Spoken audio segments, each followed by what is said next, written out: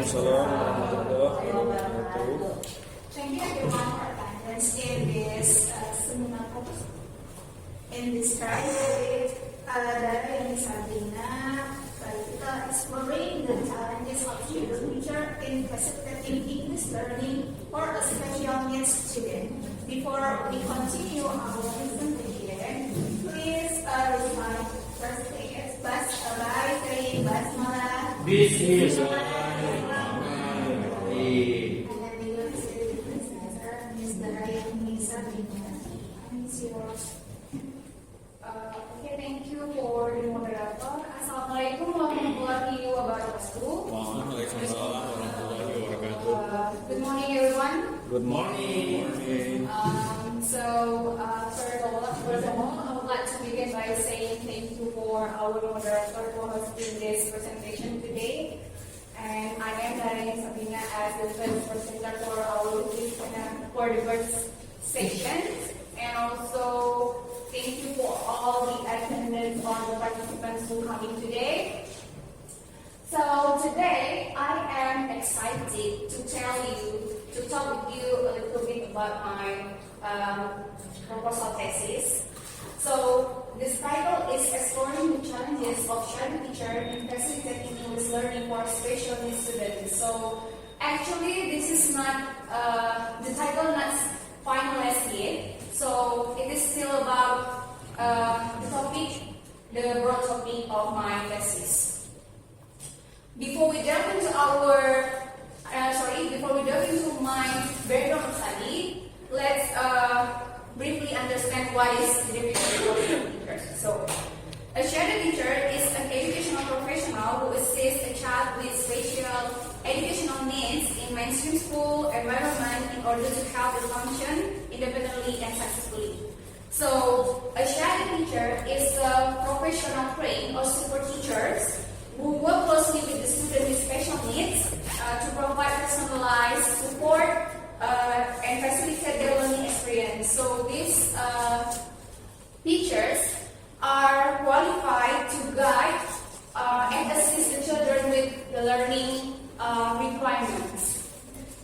Now we move to the background of study. So let me explain you. As we know, in recent years, there has been a growing trend of students with special needs learn together with the normal student in the same classroom, or we call it with inclusive classroom or inclusive school setting. So this will have an increased demand for a shadow teacher to work in this institution. So actually, shadow teachers work there and also play a crucial role in this educational paradigm by assisting special needs students in mainstream classroom. So their primary role is to promote social interaction with peers, engage with the learning process, and also facilitate the learning of the students and interaction with their friends. So they work closely with the student with special needs to support them, offering tailored assistance to address their specific needs, such as care, behavioral management, academic support, and communication strategies. While shadow teachers can be highly beneficial for the students with diverse learning requirements, of course, it also comes with its own set of challenges, right? So, a number of challenges are faced by shadow teachers during their teaching and learning process. So, as a shadow teacher, they should realize and also realize their challenges and to think, to find out the ways how to surmount this problem or these challenges. So, because it's my focus in facilitating English learning, as we know, in inclusive classroom, in inclusive school, every student with special needs should learn also as the same with the normal school. With the normal students, they should learn foreign language in the group as it's provided in the curriculum, right? So they should learn English also. As we know,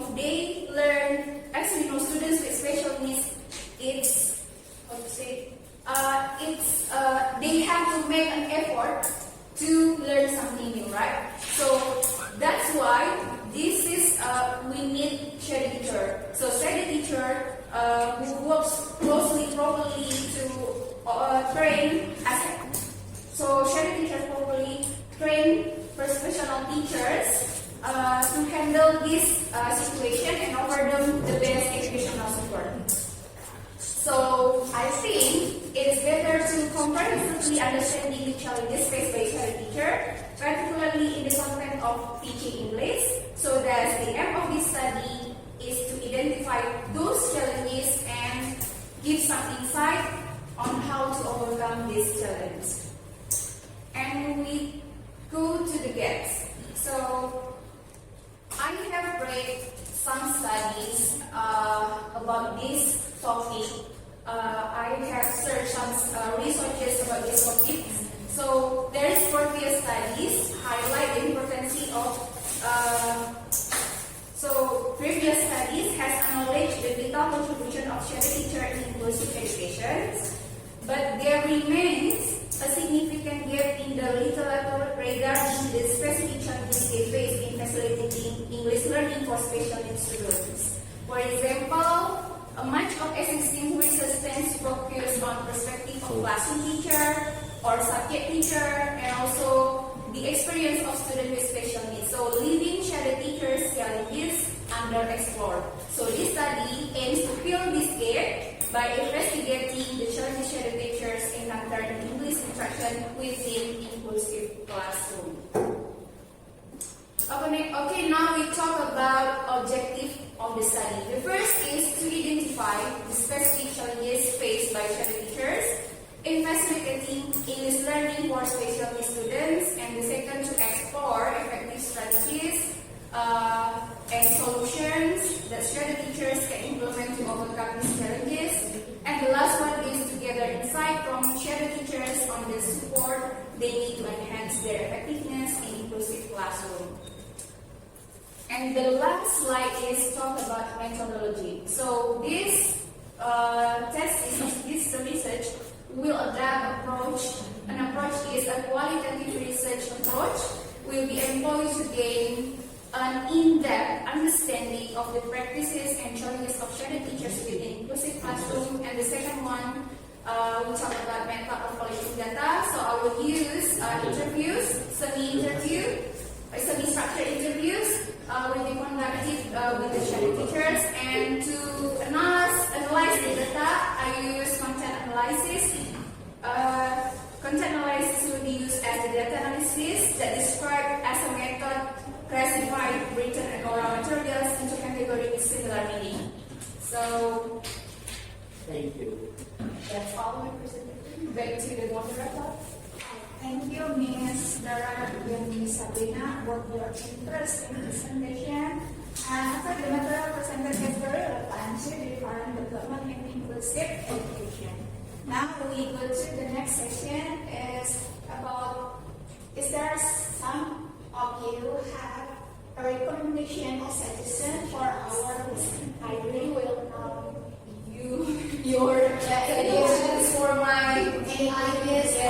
ideas, because it's still about the ideas, I think.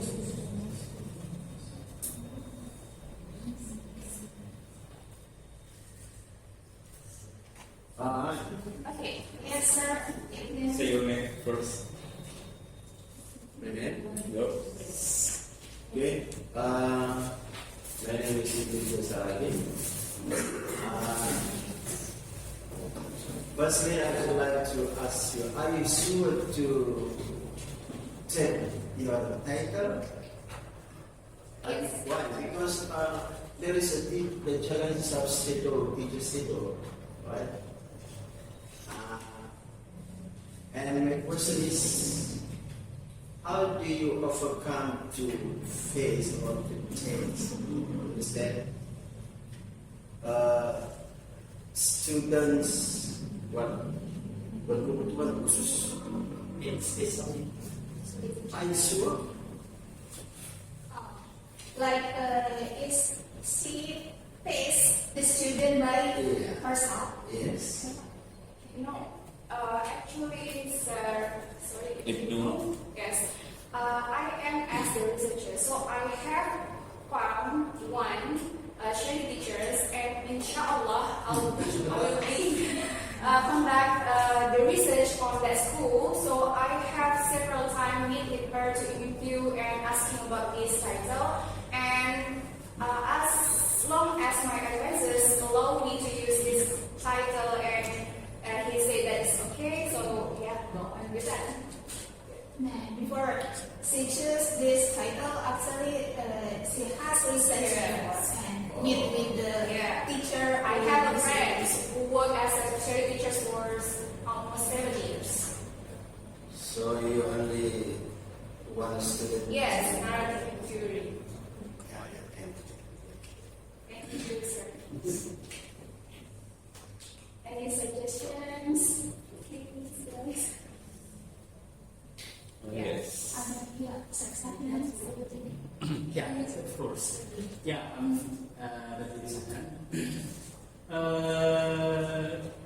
based on your exploring this challenge of children. We know inclusive school in this Medan also is really a little bit maybe just 2 or 3 or 5 schools here, and the important one, the information that I have found in some in school, because I am after before, I handle the inclusive school, so I have experience about how to handle it, and the background of the Shadi teachers, we make a concern. It's mass from psychology. So this is the big challenge for you, maybe, to exploring the challenge and facilitating English learning for this the Shadi teachers who have a background in psychology, because we have different sub-discipline, right?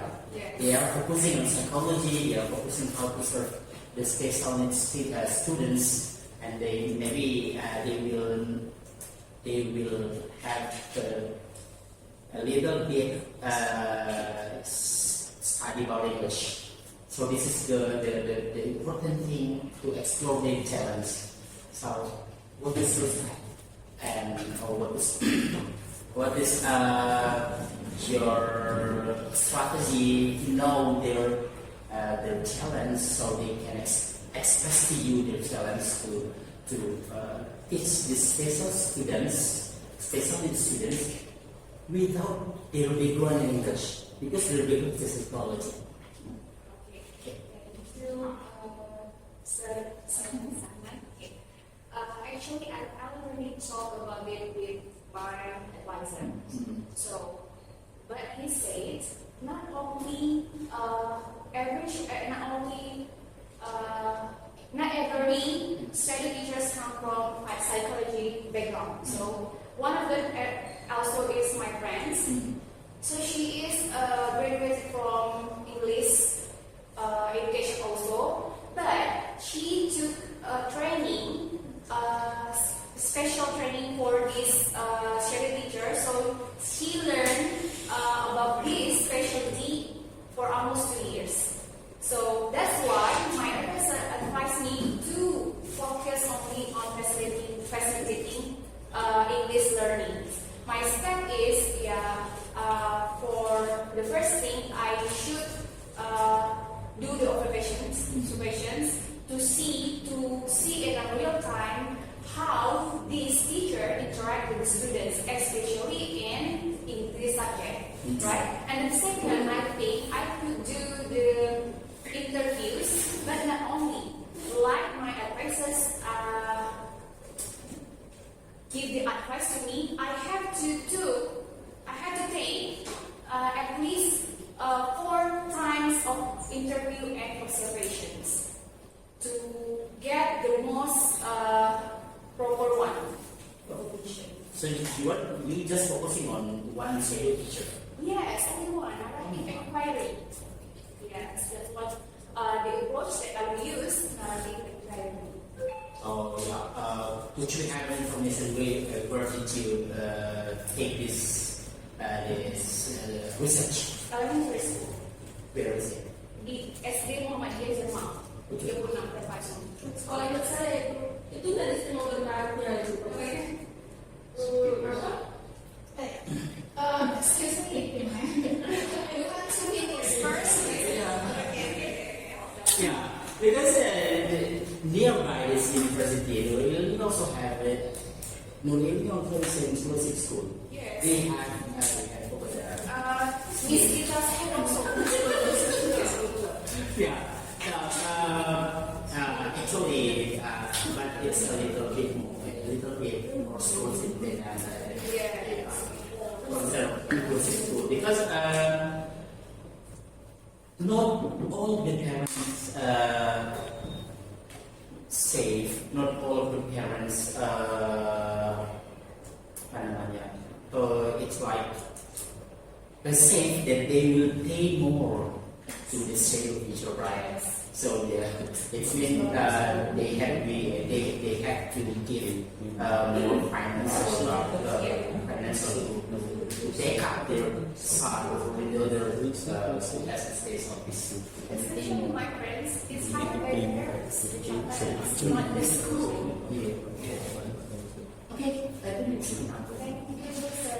Okay, so actually this is easier for her because the seventh teacher is come from English education background, so it's easy for them to. That's my point is if the shadow teacher come from the psychology, it's really big obstacle for you to take the research, right? Of course, thank you, sir. Thank you, sir. And yeah, ma'am, I just want to know about the teachers. Are the teachers, you said the teachers, provided by school or from the wali murid itu sendiri? Because my children study at SPC wali murid di Denmark. I know the teacher before there is no provide by school. How about your research about this? Actually, my friends who work on the school is hired by the parents. Parents, Yes. So the school not provided the teacher for. but give the permission, yeah, of course. So, But for what I know is in UP, it should be hired by the school. They not allow shadow teacher hired by the parents. how many teachers that you? Only one. Yeah, one person.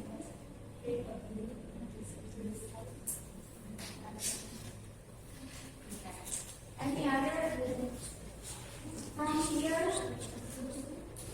Do you have any questions? Suggestions?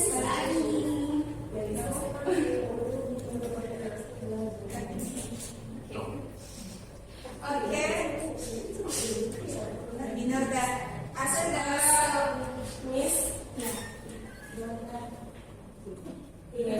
Yes. Yes. Okay, Miss Dara, thank you for your I will about exploring the challenges of the teacher. Maybe I just want to know what will you get from the research? Because your research is participating only one from the student teacher that is from the parents. So what will you want to know from the student teacher? It is about the students who has the special needs, or what about the professional decision of the teacher itself. Yeah, actually about the professional, their professionalism also. I want to know why I choose only one participant because I only do because my research is narrative inquiry. And also, I want to know the challenges. As we know, as I'll talk to you, that the gap is there is remain a significant literature regarding the specific challenges they face in facilitating English learning. So there are some regions like Sir Bajuli said, focus on psychology fields, and also in studies in the Western, they all focus in the classroom teachers, kelasnya saja, tidak terfokus pada teachernya, dan tidak ada, saya belum menemukan so far ya, yang memang khusus untuk meneliti tentang challenges ini. Dan salah satu limitation dari sebuah studi yang saya angkat adalah dari sebuah pihak yang harus teliti sampai adalah challenges ini. So it's talking about English. When the teacher will, the second teacher will inform for all the subjects or the special for English. They focus only facilitating English learning. So the teacher will get from the second teacher where she guide the student In English subject. Yes. Okay. Yeah. Yes, because there's some question in your exam. You want to do it? So actually, Miss Dara just found out about a subject in English subject test. But actually, there is Every someone. specific subject challenges. Someone also has this research in my school. He is from Yeah. so he also doing a research about ours here too.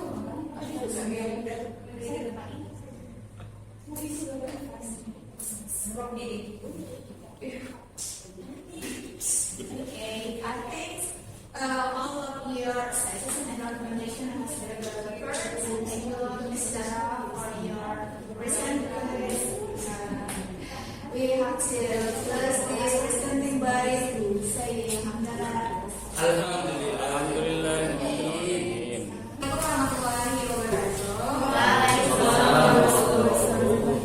Here we go to the next presenter by Sir Nazaruddin Manik by teachers' perspectives and teaching strategy in teaching grammar. They also still have challenges in grammar. But here we go, Sir Nazar. Thank you, Miss, for being here. Hello, everyone. Good morning.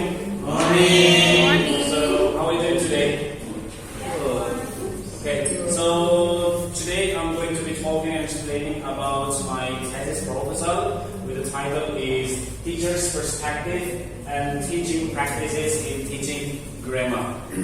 Okay. So in also a study in a non-formal education in Indonesia. Okay. Now we go to the next slide. So we go to the introductions first. Ladies and gentlemen, in this slide, I will provide an overview of the importance of grammar in education as a second language foreigner. And also, grammar, ladies and gentlemen, plays a key role in teaching and also helping students to build both the accuracy and also the fluency. But unfortunately, traditional approaches that focus solely on rules and memorizations can limit our students' communicative ability. So, this has led to a shift towards communicative methods like TBLP, that is task-based learning, teaching, and also F1F, that is focus on form. Focus on form here means focus on the grammar, pronunciations, and so on. So, ladies and gentlemen, however, in Indonesia, challenges like low proficiency rates, and also need for independent methods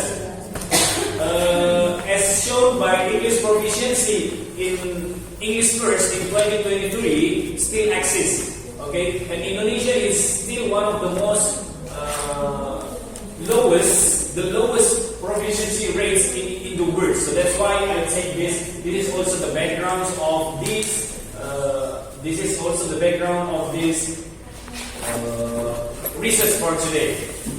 So ladies and gentlemen, this also highlights the need for more innovative approaches in grammar teaching, in grammar instruction, and which is what my study focused on, particularly in the context of non-formal situation, non-formal education.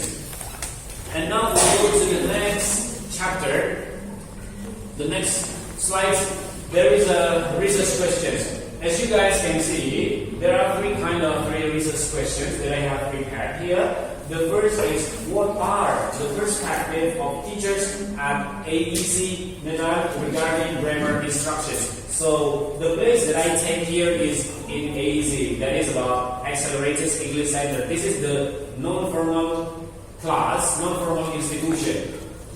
And the second is, how do teachers implement grammar instructions with modern approaches? Those are, like I just mentioned just now. It's about like TBLT and also focus on form. And the third research question is, what factors influence the instructional methods chosen by the teachers? So those are three research questions that I have prepared related to my research. And the objectives of this study is to explore teachers' perspective on the role of grammar in EFL teaching. And the second objective is to investigate the implementation of modern grammar teaching methods, such as TBLB and FONF. And maybe there are also other things. And the third is to understand the reason behind of teachers' instructional choices and identify influencing factors. So we need to know, why did they choose the particular instruction in teaching their grammar. So those are the objective of the study of this research. And the next slide is the significance of the study. The significance of the study here is contributes to understand grammar teaching in a non-formal settings, and also informs teachers training and professional development program. And the last is to potential implications for curriculum development and EFL policies in Indonesia, especially in the non-formal class. And the research gap that I got here is about the limited research on grammar instructions in non-formal institution, EFL context in Indonesia. This is the very first research gap of my research. And the second is that most studies focuses on formal education settings, okay, overlooking private institution like this one, like in AEC. And the third is lack of explorations of teachers' cognition in the Indonesian context, especially in the using of technology for grammar teaching. As we know that there are many technologies that we can use in order to teach our students, such as Grammarly, Weasel, and so on. And the last is challenges of implementing communicative approach, such as in the class, the size of your class. It can also be a challenge for our teacher in teaching teaching grammar in our class, and also exam-oriented classroom.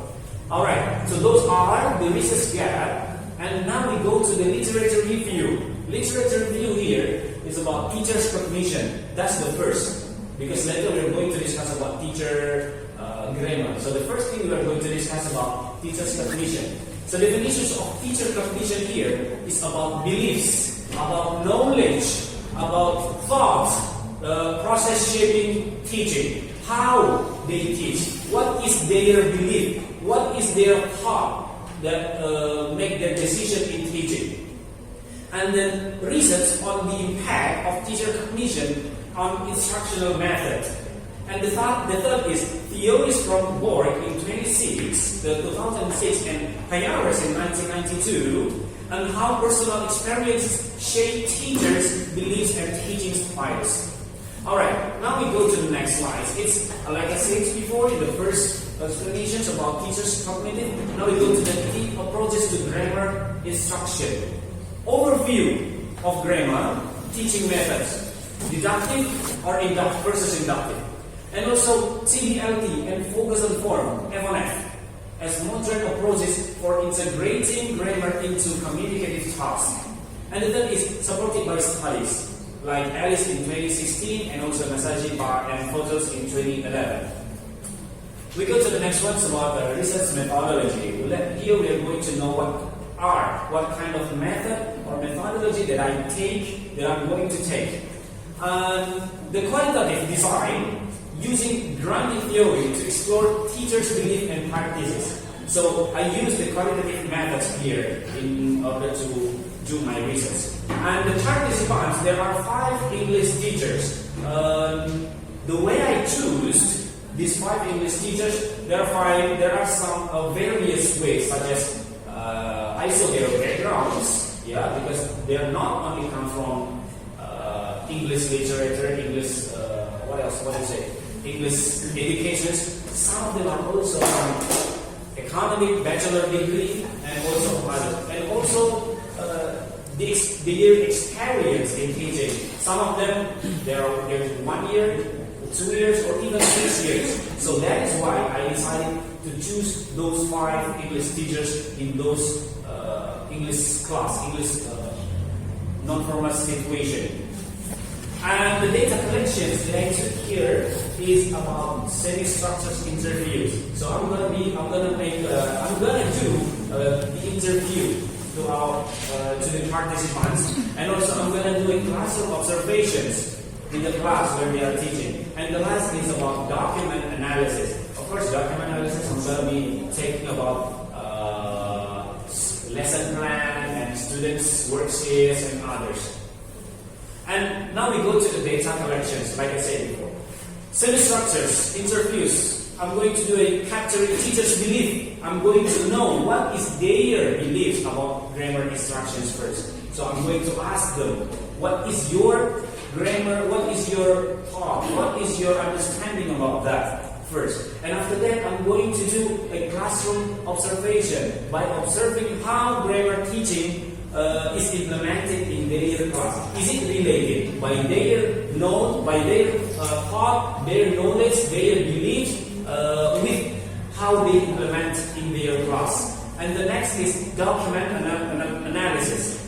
It's a review such as lesson plan, worksheets, and also students' work. So those are the data collections. And now we go to the data analysis. There is one method that I use that is about CCM. What is CCM here? It's a constant comparative method. Okay? So I use CCM for analysis here. And also iterative process of coding. Coding here means like I make the code of every answer after I have done my interview. So I need to make the code. After I ask and then it gives me the answer of my questions, then I will make the code. That is why there's an iterative process of coding. So that later I'm going to categorize themes and refining insights.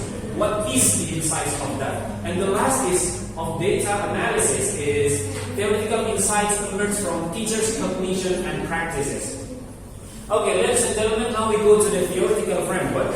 In the theoretical framework here, the key components here about teachers' cognition, teachers' practices, and also grammar instruction, and how these elements interact in the non-formal context of the ABC Milan, and flexible and innovative approaches used in the private institution.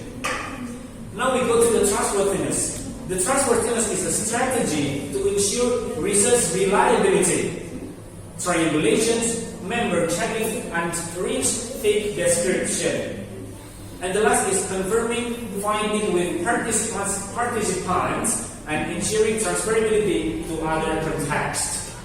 Alright, now we go to the expected contributions. What is the expected contributions from this research? It's contributions to EFL teaching practice in non-formal education settings. And the second is, this is going to be the insights for teacher training program focusing on modern grammar instructions methods.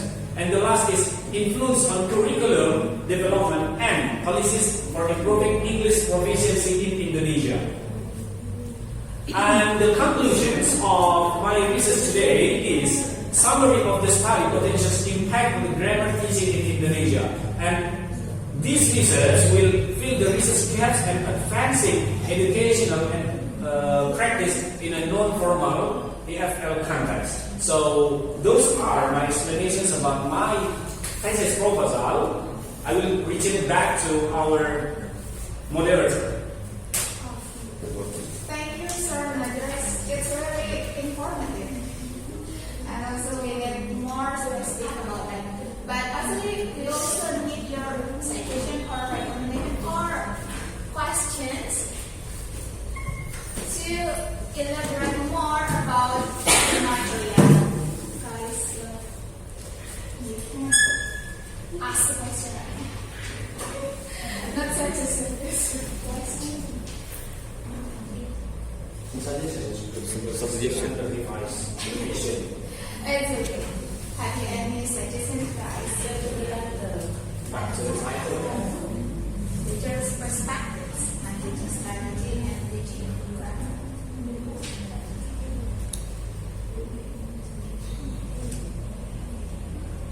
Yeah.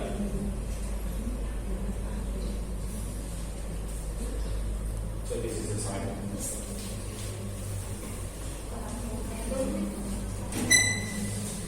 Nadia, how are you?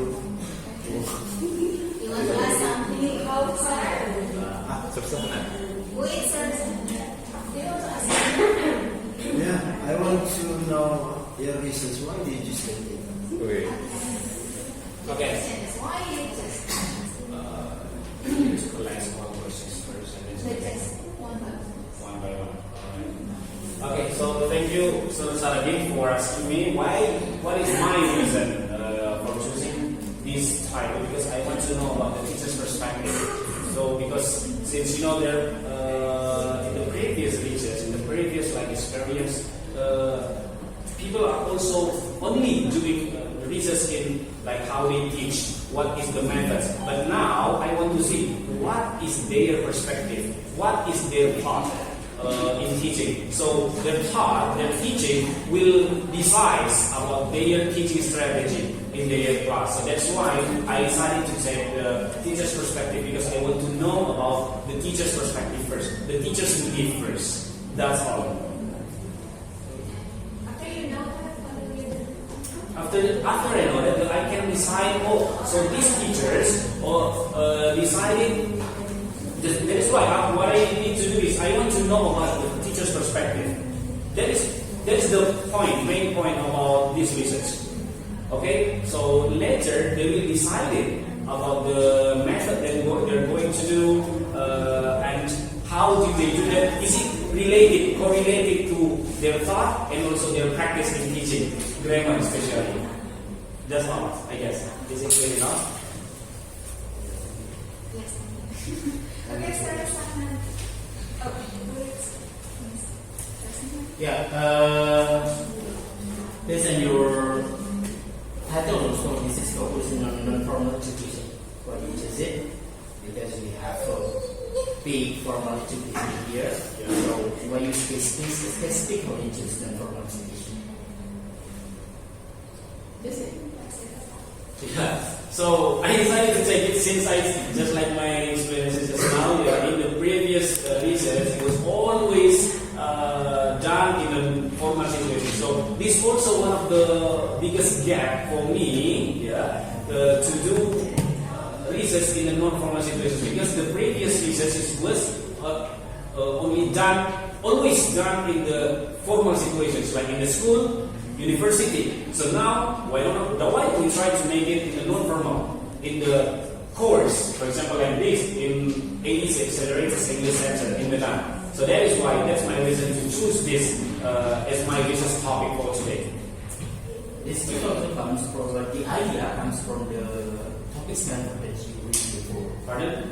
The idea to make this research in informal education comes from the topic matter that you read before. Yes. Okay. Okay, thanks, Oko. Actually, my question is the same as Sir Shahman. So just to make a difference, yeah, to get the new novelty, right? Yeah. Yeah. Actually, yeah, novelty, but like I said, that is not the only one of research gap in my research. Yeah, that's the first, but the other thing, like I said, in my research gap, let me show you. Okay, like this. Okay, lack of explorations of teachers' cognition. Okay, teachers' cognition in Indonesian context, especially in using technology for grammar teaching. So we want to know. So inside of that, in the formal, in non-formal institution, inside of that, what do they do? What will they do in the teaching, especially in the non-formal class? So do they use, like technology in teaching, and do they use, the method like TBLD, F1F, just like that, and so on. And also, there's also challenge, since you know that if we teach our students in the class, especially in a formal class, formal institution, usually the class is in a large, big size. But if we compare that to a non-formal course, for example, okay, usually they are always in the smaller room, right? In the smaller room. So I do want to know that is it also affect their teaching, their teaching style, their teaching cognitive, just like that. So it's not only I do see the situation of teaching, just like that. Okay.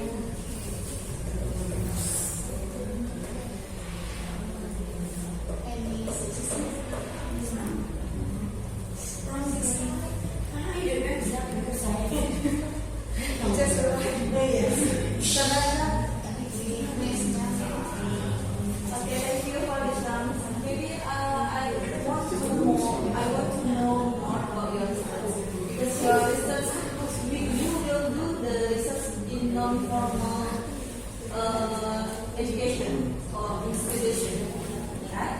So maybe if we teach in a private institution or like course, right? AEC. Yes. So maybe the teacher have the key. Yeah.